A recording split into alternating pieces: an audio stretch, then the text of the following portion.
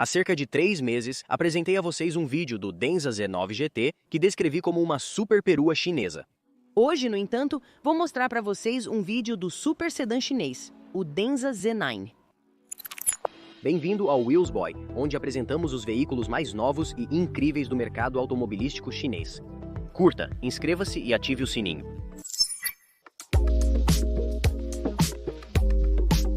Os preços para o sedã Z9 e a perua Z9 GT são idênticos, começando em $46 mil para um modelo de entrada e chegando a $57 mil para um modelo ultra de alto padrão, como o nosso carro de teste.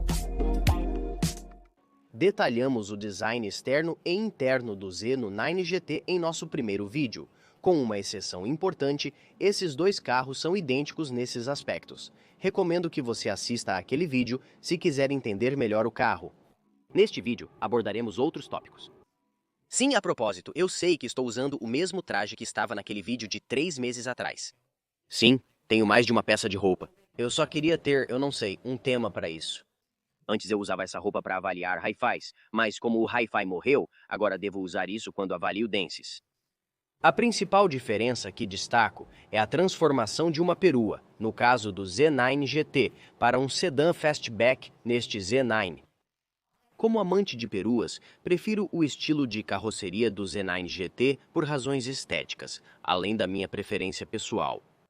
Principalmente o fato de que esse design meio que enfatiza o que eu acho que vai ser a parte mais controversa do design do Z9 GT e do Z9 no geral, e isso é a iluminação traseira.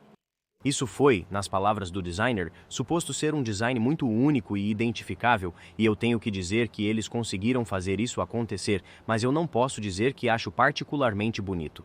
No caso da perua Z9 GT, ela tinha mais forma aqui em cima, o que distraía, eu acho, da singularidade desta iluminação inferior, mas no caso do Z9, bem, está apenas lá para você ver. Outro motivo pelo qual prefiro o Z9 GT é seu maior espaço de carga traseiro. O Z9 GT já não tinha um espaço de carga traseiro particularmente impressionante para uma perua de 5,20 metros de comprimento, era de 488 litros. Isso é menos, por exemplo, do que os 551 litros do Volvo 690, que tem pouco menos de 5 metros de comprimento. Isso, com 375 litros, é ainda menos útil, está no mesmo nível do porta-malas muito pequeno do NIO ET7. E assim como no Z9 GT, você tem essa grande geladeira para a fileira traseira, invadindo o compartimento de carga traseiro e bagunçando ainda mais as coisas. O Z9 vem com os mesmos sistemas de propulsão, veículo elétrico, híbrido, plug-in e EV que o seu alter ego perua, ambos utilizando o sistema de 3 motores E3. Potência?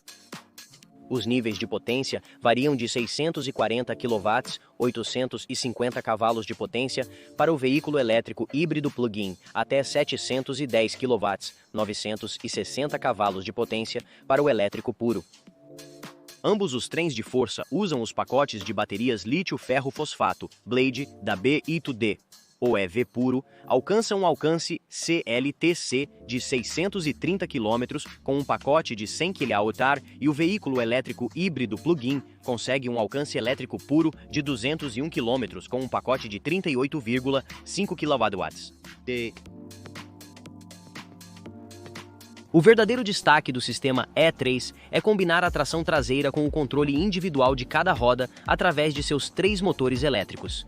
Isso não apenas lhe confere um raio de giro menor que um Mini Cooper, mas também permite que ele complete uma volta completa, travando uma das rodas dianteiras e girando graciosamente ao seu redor. Retornos e estacionamentos paralelos ficaram muito mais fáceis.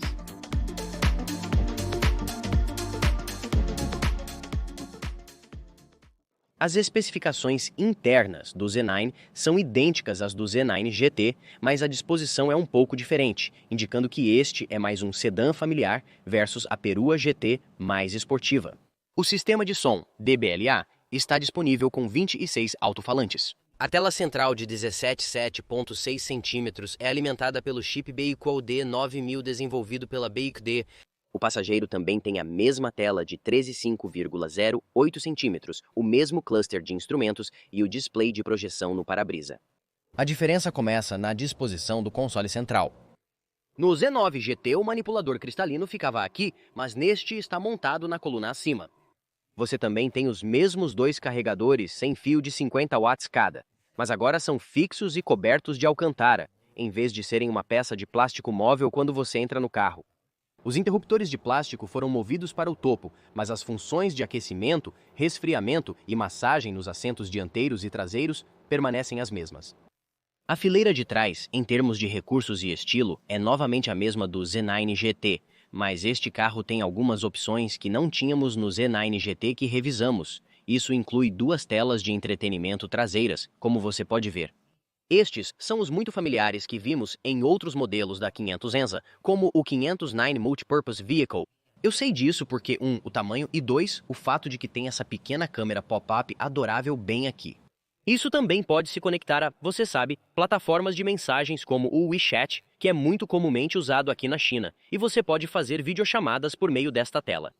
Você também, ao contrário do Z9 GT que testamos, tem apoios de pernas ajustáveis nos assentos do lado direito e esquerdo, e que aparentemente isso é uma primeira vez na indústria, ou pelo menos uma primeira vez nesta categoria, mesas duplas para ambos os lados. Suas funções de aquecimento, resfriamento, massagem, bem como entretenimento traseiro e ar-condicionado e outras funções, como abrir e fechar a sombra superior, são controladas através da tela de 7 polegadas aqui neste apoio de braço central dobrável. No apoio de braço central, há uma pequena área de armazenamento, duas bases de carregamento sem fio de 50W e duas portas USB-C para carregamento. Para dobrar isso, mais para trás, você tem um refrigerador e aquecedor de 10 litros. Compartimento de armazenamento. São 10 litros o da frente. Sim, também há um na frente, entre os assentos da primeira fila, que tem 4 litros. O espaço para as pernas na traseira é igual ao do Z9 GT sem surpresas, mas o espaço para a cabeça é um pouco mais apertado que a versão perua. Os assentos em si são confortáveis e ridiculamente ajustáveis. Como mencionei, pegue o exemplo do apoio de pernas ajustável disponível em ambos os lados. Você também tem ajustabilidade separadamente para a parte inferior e superior do assento. Isso significa que você pode ajustar a parte inferior do assento, deslizando-a para fora para alongá-la ou para dentro para encurtá-la. Você também tem ajustabilidade quando se trata do ângulo da parte inferior do assento aqui, e você tem inclinação ajustável nesses assentos também.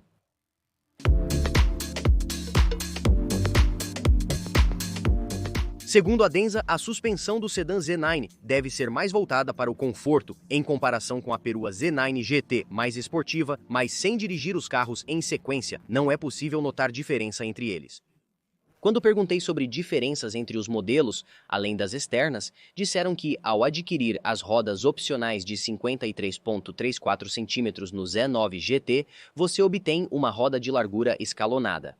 255 na frente, 275 atrás. Com as 21 opcionais do sedã Z9, serão 255 na frente e atrás, resultando em uma postura quadrada. Então não há diferença notável entre as dinâmicas de condução, mas também o estilo é mais ou menos o mesmo, e o interior e seus recursos são mais ou menos os mesmos, e o trem de força é mais ou menos o mesmo, porque nos incomodamos em voltar a Shenzhen uma segunda vez para dirigir este carro. A resposta é dupla. Primeiro, gostei muito de dirigir o Z9 GT na primeira vez, mas esperava dirigi-lo em uma estrada mais interessante, o que não consegui fazer com o Z9 GT. A segunda e mais importante razão é a assistência ao motorista. Embora marcas como Huawei e Xpeng estejam produzindo os sistemas de assistência ao motorista mais avançados do mundo, os sistemas da B e do D sempre estiveram 1, 2 e possivelmente 3 passos atrás. Quero destacar que isso não impediu a China de se tornar o maior produtor mundial de veículos híbridos e elétricos, GNEVs. Isso sugere que sistemas avançados de assistência ao motorista não são necessários para vender carros e provavelmente não impulsionam muito as vendas, mas essa é uma questão separada. A Fan Chunbao, submarca da BYD, está colaborando com a Huawei para utilizar seu sistema em seu novo modelo, o Baoite. Mas a BYD ainda está investindo muito dinheiro em assistência ao motorista, por exemplo, aqui na marca Denza. Eles afirmam que com o último hardware no Denza Z9 e Z9 GT, incluindo 2 unidades LiDAR nos para-choques dianteiros, câmeras e radares totalizando 33 unidades de detecção e a recente atualização de software NOA, este veículo deve ser capaz do mesmo nível de NOA na cidade e rodovia, como os sistemas Huawei ou Xpeng. Viemos a Shenzhen para descobrir se isso é verdade. O mais recente software Sistemas Avançados de Assistência ao Motorista só tinha sido instalado no Z9 GT até o momento da filmagem, então testamos o novo sistema em uma curta rota de 15 minutos. O carro apresentou problemas iniciais, como frear fantasma e não se mover em alguns momentos, mas constatou-se que era falha do usuário. O engenheiro da Denza, no banco do passageiro, sugeriu que a GoPro montada no capô interferia com a câmera no topo do para-brisa. Certamente, após a remoção, o desempenho do sistema melhorou drasticamente.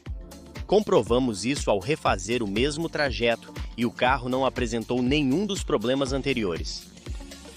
Ainda não posso dar um veredicto final sobre o desempenho do sistema sem um teste mais independente, não manipulado pelo fabricante, mas minhas primeiras impressões foram muito boas. O sistema navegou confiantemente por estradas laterais estreitas, adaptando-se aos diversos obstáculos do trajeto médio chinês, como carros, bicicletas, scooters e pedestres. No mínimo, é o sistema mais avançado de qualquer marca do grupo BYD e um grande passo em direção a ter um conjunto de sistemas avançados de assistência ao motorista realmente competitivo.